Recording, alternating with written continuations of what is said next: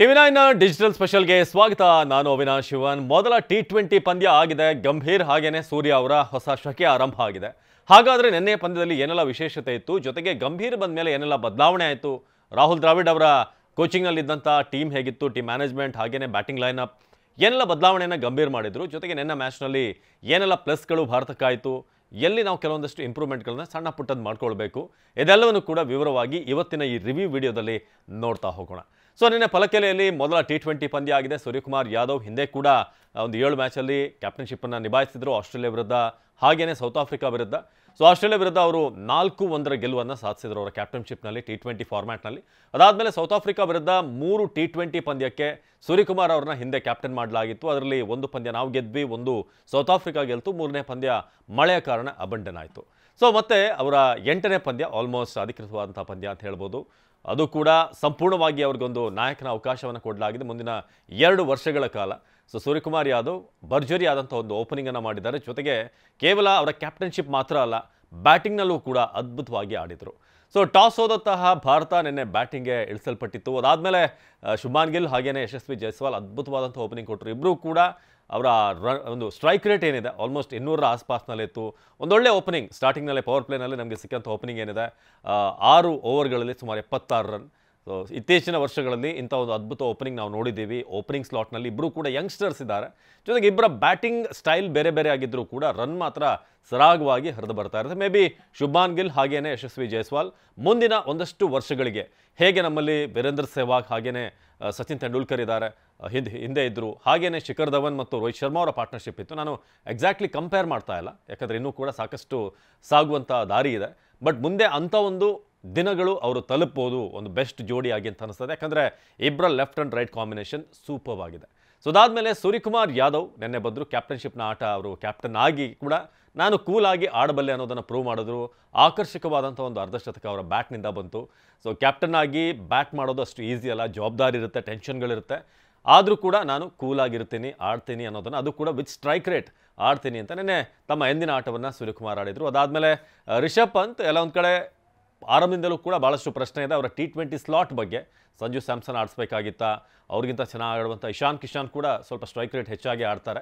But Pant ಒಂದು ರೀತಿ ಅನಾರ್ಥೋಡಾಕ್ಸ್, ಅವರಿಗೆ ಕೊಟ್ಟಿರುವಂಥ ರೋಲ್ ನೋಡಿದ್ರೆ ನೀನು ನಿನ್ಪಾಡಿಗೆ ಬ್ಯಾಟನ್ನು ಬೀಸ್ತಾ ಇರು, ಬೌಲರ್ಗಳನ್ನು ಒಂದಷ್ಟು ಅನ್ಸೆಟಲ್ ಮಾಡುವಂಥ ಕೆಲಸ ನಿನ್ನದು ಅಂತ. ಯಾಕಂದರೆ ಅವರ ಶಾಟ್ಗಳು ಹಾಗಿರುತ್ತೆ, ಹೆಲಿಕಾಪ್ಟರ್ ಶಾಟ್ಗಳನ್ನು ಹೊಡಿತಾರೆ, ಜೊತೆಗೆ ರೈಟಿಂದ ನಿಂತು ಲೆಗ್ ಸೈಡ್ಗೆ ಹೊಡೆಯುವಂಥದ್ದು ಇರ್ಬೋದು. ಇದೆಲ್ಲವನ್ನು ಕೂಡ ಒಂದಷ್ಟು ಪ್ಲ್ಯಾನ್ಗಳನ್ನು ಮಾಡ್ತಾ ಇರ್ತಾರೆ.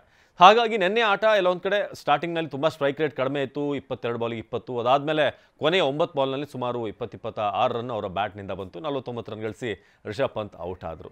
ಸೊ ಓವರಾಲ್ 213 ರನ್ನಿನಿಂದ ಒಳ್ಳೆಯ ಒಂದು ಟಾರ್ಗೆಟನ್ನು ಕೊಡಲಾಯಿತು. ಸೊ ಅದಾದ ನಂತರ ಶ್ರೀಲಂಕಾ ಆಡಿದಂಥ ರೀತಿ ಕೂಡ ಅದ್ಭುತವಾಗಿತ್ತು. ಪತುಮ್ ನಿಸಾಂಕ ಹಾಗೆಯೇ ಕುಸಾಲ್ ಮೆಂಡಿಸ್ ಒಳ್ಳೆ ಓಪನಿಂಗನ್ನು ಕೂಡ ಕೊಡ್ತಾರೆ. ಪಿರೇರಾ ಕೂಡ ಉತ್ತಮವಾದಂಥ ಸ್ಟ್ರೈಕ್ ರೇಟ್ ಜೊತೆಗೆ ಆಡಿದ್ರು.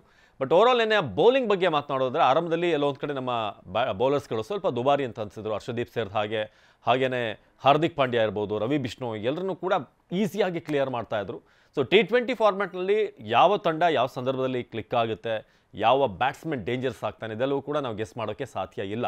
ಸೊ ಅದನ್ನು ನಿನ್ನೆ ಮ್ಯಾಚ್ನಲ್ಲೂ ಕೂಡ ಆಲ್ಮೋಸ್ಟ್ ಕೊನೆಯ ಒಂದು 6 ಓವರ್ವರೆಗೂ ಕೂಡ ಬ್ಯಾಲೆನ್ಸ್ಡ್ ಆಗಿತ್ತು. ಎಲ್ಲೋ ಒಂದು ಕಡೆ ಕ್ಲಿಯರ್ ಮಾಡ್ಬೋದೇನೋ, ಅಸಲಾಂಕ ಮಿಂಚ್ಬೋದೇನೋ ಅಂತ.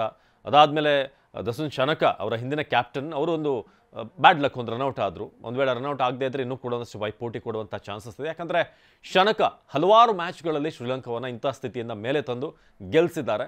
ಬಟ್ ಅವರು ಅನ್ಫಾರ್ಚುನೇಟ್ಲಿ ರನ್ಔಟ್ ಆದರು. ಬಟ್ ಓವರಾಲ್ ನಿನ್ನೆ ಒಂದು ಬೌಲಿಂಗನ್ನು ನೋಡಿದಾಗ ಆರಂಭಿಕವಾಗಿ ಒಂದಷ್ಟು ಇನ್ನೂ ನಮ್ಮಲ್ಲಿ ಚೇಂಜಸ್ ಆಗಬೇಕು. ಪವರ್ ಪ್ಲೇ ಬೌಲಿಂಗ್, ಸೊ ಹಾಗೆಯೇ ಮೊದಲ ಒಂದು 10 ಓವರ್ನಲ್ಲಿ ನಾವು ಮಾಡೋಂಥ ಬೌಲಿಂಗ್ ನೋಡಿದ್ರೆ ಅದನ್ನು ಇನ್ನೂ ಕೂಡ ದುಬಾರಿ ಆಗದಿರೋ ಹಾಗೆ ನಾವು ಮಾಡಿದ್ರೆ ನೆನ್ನೆ ಪಂದ್ಯದಲ್ಲಿ ಮೇ ಬಿ ಅದನ್ನು ಹೊರತುಪಡಿಸಿದ್ರೆ ಕೊನೆಯದಾಗಿ ರಿಯಾನ್ ಪರಾಗ್ ಬಂದು 3 ವಿಕೆಟನ್ನು ಪಡೆದಿದ್ದು ಭಾಳ ವಿಶೇಷವಾಗಿತ್ತು. ಸೊ ಇದೆಲ್ಲ ನಿನ್ನೆ ಮ್ಯಾಚ್ನ ಒಂದಷ್ಟು ಹೈಲೈಟ್ಸ್. ನೀವು ಕೂಡ ಮ್ಯಾಚನ್ನು ನೋಡಿರ್ತೀರ, ಬಟ್ ಅದರ ಒಂದಷ್ಟು ರಿವ್ಯೂ ಮಾಡ್ತಾ ಹೋದಾಗ ಇಂಥ ವಿಚಾರಗಳು ಕಣ್ಣ ಮುಂದೆ ಬರುತ್ತೆ.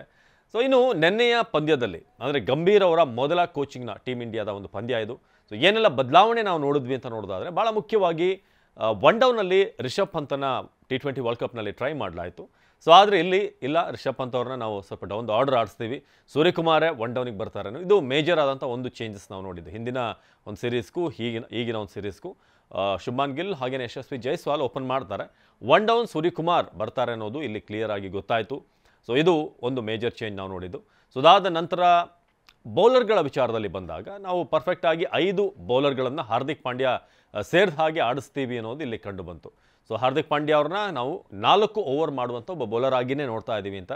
ಸೊ ಹಿಂದೆ ಒಂದಷ್ಟು ಚೇಂಜಸ್ಗಳಾಗ್ತಾ ಇತ್ತು. ಏನಾದರೂ ಹಾರ್ದಿಕ್ ಪಾಂಡ್ಯ ಸ್ವಲ್ಪ ರನ್ನಿಗೆ ಹೋದರೆ ಬ್ಯಾಕಪ್ ಆಗಿ ಒಬ್ಬ ಬೌಲರ್ನ ಇರಿಸಲಾಗಿತ್ತು. ಆದರೆ ನಿನ್ನೆ ನಾವು ನೋಡಿದ್ರೆ ಆಲ್ಮೋಸ್ಟ್ ಮೊಹಮ್ಮದ್ ಸಿರಾಜ್, ಅವ್ರ ಜೊತೆಗೆ ಹರ್ಷದೀಪ್, ರವಿ ಬಿಷ್ಣೋಯ್, ಹಾಗೆಯೇ ಹಾರ್ದಿಕ್ ಪಾಂಡ್ಯ, ಅಕ್ಷರ್ ಪಟೇಲ್, ಈ 5 ಬೌಲರ್ಗಳನ್ನು, ಅಂದರೆ ಹಾರ್ದಿಕ್ ಪಾಂಡ್ಯ ಕೂಡ ಒಬ್ಬ ಕಂಪ್ಲೀಟ್ ಬೌಲರ್ ಆಗಿ ಆಯ್ಕೆ ಆಗಿದ್ದಾರೆ. ಸೊ ಅವರಿಗೆ ಬ್ಯಾಕಪ್ ಆಗಿ ಹಿಂದೆ ಶಿವಮ್ ದುಬೇರವರು, ಅದೇ ರೀತಿಯಾಗಿ ಸ್ಪಿನ್ನಿಂಗ್ನಲ್ಲಿ ಜಡೇಜಾ ಅವ್ರನ್ನ ಆಡಿಸೋ ಮೂಲಕ ಒಟ್ಟು 7 ಬೌಲರ್ಗಳ ಒಂದು ಫಾರ್ಮುಲಾ ಇತ್ತು. 7-4 ಅನ್ನೋ ರೀತಿಯಾಗಿತ್ತು. ಆದರೆ ಈಗ 6-5 ಫಾರ್ಮುಲಾಕ್ಕೆ ಬರಲಾಗಿದೆ ಅಂತ ಈಗ ಮೇಲ್ನೋಟಕ್ಕೆ ಆಲ್ಮೋಸ್ಟ್ 7-4 ಅಂತಲೇ ಹೇಳಬೇಕು. ಯಾಕಂದ್ರೆ ಹಾರ್ದಿಕ್ ಪಾಂಡ್ಯ ಆಲ್ರೌಂಡರ್ ಆಗಿರೋದ್ರಿಂದ ಇಂಥ ಒಂದು ಫಾರ್ಮುಲಾ 4 ಕಂಪ್ಲೀಟ್ ಆದಂಥ ಬೌಲರ್ಸ್, ಒಬ್ಬ ಆಲ್ರೌಂಡರ್ ಅಕ್ಷರ್ ಪಟೇಲ್ ಅವ್ರನ್ನ ಕೂಡ ನಾವು ಆಲ್ರೌಂಡರ್ ಸ್ಲಾಟ್ನಲ್ಲಿ ಗಮನಿಸ್ಬೋದು. ಸೊ ಇದು ಒಂದು ಮೇಜರ್ ಚೇಂಜ್ ನಾವು ನೋಡಿದ್ದು. ನಾವು ಎಕ್ಸ್ಟ್ರಾ 6ನೇ ಬೌಲರ್ನ ಇರೋದಿಲ್ಲ, ಆದರೆ ಶಿವಮ್ ದುಬೆ ಅಥವಾ ಬೇರೆ ಯಾರೂ ಕೂಡ ಇರೋದಿಲ್ಲ. ರಿಯಾನ್ ಪರಾಗ್ ಅವ್ರನ್ನ ನೆನ್ನೆ ಬಳಸಲಾಯಿತು. ಮೇ ಬಿ ಅದನ್ನು ಹಾಗೆ ಮುಂದುವರಿಸ್ತಾರ. ಒಬ್ಬ ಬ್ಯಾಟ್ಸ್ಮನ್ ಬೌಲ್ ಮಾಡಿದ್ರೆ ತುಂಬ ಅನುಕೂಲ ಇದೆ. ಯಾಕಂದರೆ ಗಂಭೀರ್ ಅವರು ಆಡುವಂಥ ಸಂದರ್ಭದಲ್ಲೂ ಕೂಡ ಸಾಕಷ್ಟು ಬ್ಯಾಟ್ಸ್ಮನ್ಗಳು ಬೌಲ್ ಮಾಡ್ತಾಯಿದ್ರು. ಸಚಿನ್ ಮಾಡ್ತಾಯಿದ್ರು, ವೀರೇಂದ್ರ ಸೆಹ್ವಾಗ್ ಬೌಲ್ ಮಾಡ್ತಾಯಿದ್ರು, ಯುವರಾಜ್ ಸಿಂಗ್, ಸುರೇಶ್ ರೈನಾ, ಇವರೆಲ್ಲರೂ ಕೂಡ ಬೌಲಿಂಗ್ ಮಾಡ್ತಾ ಇದ್ದಂಥ ಆಲ್ರೌಂಡರ್ಸ್. ಜೊತೆಗೆ ಯೂಸುಫ್ ಪಠಾನ್ ಅಂತ ಆಲ್ರೌಂಡರ್ಸ್, ಇವರೆಲ್ಲರೂ ಕೂಡ ಇದ್ದಿದ್ದರಿಂದ ನಮಗೆ ಹೆಚ್ಚಿನ ಆಪ್ಷನ್ಸ್ ಇರುತ್ತೆ. ಮೇ ಬಿ ಗಂಭೀರ್ ಅದನ್ನು ನೋಡ್ತಾ ಇದ್ದಾರೆ, ಒಬ್ಬ ಬ್ಯಾಟ್ಸ್ಮನ್ ಟಾಪ್ ಆರ್ಡರ್ನಲ್ಲಿ ಬೌಲ್ ಮಾಡಬೇಕು ಅಂತ. ಸೊ ನೋಡೋಣ, ಮುಂದಿನ ದಿನಗಳಲ್ಲಿ ಜೈಸ್ವಾಲ್ ಬೌಲ್ ಮಾಡಿದ್ರು ಕೂಡ ಯಾವುದೇ ಅಚ್ಚರಿ ಇಲ್ಲ.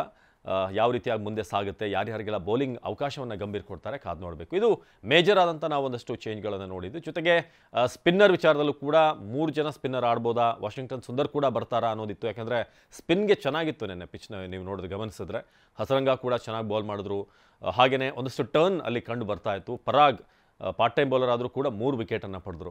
ಸೊ ಇಂಥ ಒಂದಷ್ಟು ಚಾನ್ಸಸ್ ನಡುವೆ ಇಲ್ಲ, ನಾವಿಬ್ಬರು ಸ್ಪಿನ್ನರ್ಸ್, 2 ಪೇಸರ್ಸ್, ಹಾಗೆಯೇ ಹಾರ್ದಿಕ್ ಪಾಂಡ್ಯ ಸಾಕು ಅಂತ ಗಂಭೀರ್ ಪ್ಲಾನ್ ಮಾಡಿದ್ದಾರೆ. ಸೊ ಇವತ್ತು 2ನೇ T20 ಪಂದ್ಯ ಇದೆ. ಕಾದು ನೋಡೋಣ ಏನೆಲ್ಲ ಚೇಂಜಸ್ ಆಗುತ್ತೆ. ಅಥವಾ ಮೇ ಬಿ ಒಂದು ಪಂದ್ಯ ಗೆದ್ದಿರೋದ್ರಿಂದ ಅದೇ ಮೊಮೆಂಟಮ್ ಬೇಕಾಗಿರುತ್ತೆ. ಗಂಭೀರ್ ಅದೇ ಟೀಮನ್ನು ಮುಂದುವರಿಸ್ತಾರೆ ಅಥವಾ ಏನಾದರೂ ಬದಲಾವಣೆ ಚಾನ್ಸಸ್ ಇದೆಯಾ ಅಂತ. ಆದರೆ 99% ಚೇಂಜಸ್ ಯಾವುದು ಇರೋದಿಲ್ಲ. ಸೊ ಇದಾಗಿತ್ತು ಶ್ರೀಲಂಕಾ ಮತ್ತು ಭಾರತ ನಡುವಿನ ಮೊದಲ T20ಯ ರಿವ್ಯೂ. ಸೊ ಇವತ್ತಿನ ಪಂದ್ಯ ಏನಾಗುತ್ತೆ ಕಾದು ನೋಡೋಣ. ನಾನು ಕೂಡ ಭಾಳ ಎಕ್ಸೈಟೆಡ್ ಆಗಿದ್ದೀನಿ. ಇವತ್ತೇ ನಾವು ಸಿರೀಸನ್ನು ನಮ್ಮ ತೆಕ್ಕೆಗೆ ತೆಗೆದುಕೊಳ್ತೀವಿ ಅಂತ.